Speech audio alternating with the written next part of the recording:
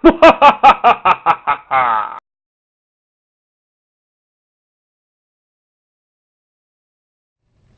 guys, it's the Evil Professor. Today we are going to look at Transformers Animated Soundwave. Now I have to admit, I didn't watch the show, so I can't tell you too much about Soundwave's character in that show, but we can at least look at the figure. So those of us expecting a cassette deck, we are left sorely disappointed. He is a vehicle now, and as a vehicle he rolls really well, but we should take a look at this. We'll get rid of the axe here. Sorry, guitar. We'll come back to that in a second. You notice that the detailing on the vehicle itself is still supposed to somewhat resemble, like you maybe say an MP3 player of some kind. You know, we've got, you know, it would be stop and then forward and or backwards and forwards. Up here that looks like a power button, and then even in the middle there it looks like that design that you would see on a tape deck. So they definitely were trying to give an homage to the original Soundwave when they put this together. And then, I mean, he came with a guitar, and that will be Laserbeak, which we'll look at in a couple minutes.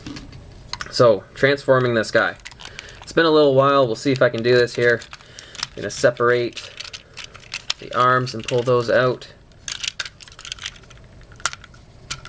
Fold those down. Oh, there we go. The legs. Oh, that's one thing I forget. We got to flip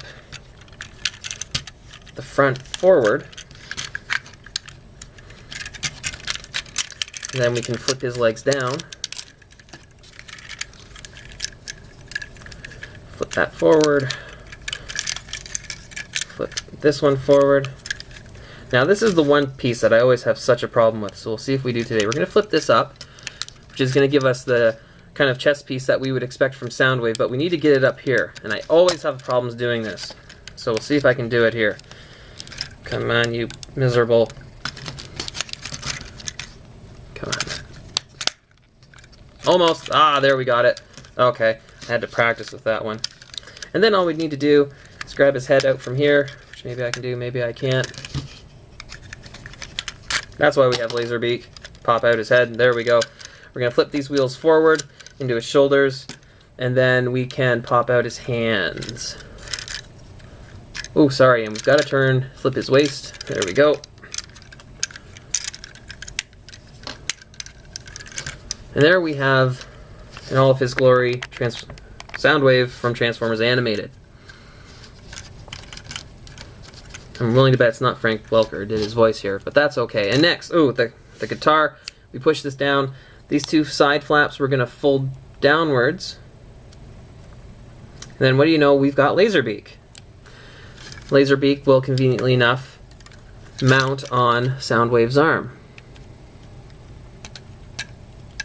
There we go. Now, in terms of the color scheme, you can tell they were trying to keep this one pretty close to the fans of the G1 series. A lot of blue. The turquoise, or the teal colored highlights, that's slightly different, but that's okay. And again, the chest, it looks like a tape deck, you know, with the buttons there on the front and nice Decepticon logo there. His face, it's similar to how he looked in the original. It is slightly different, but you know, it's a different series. It's 20 years or so later. It's not too bad. And lots of blue, as I said before.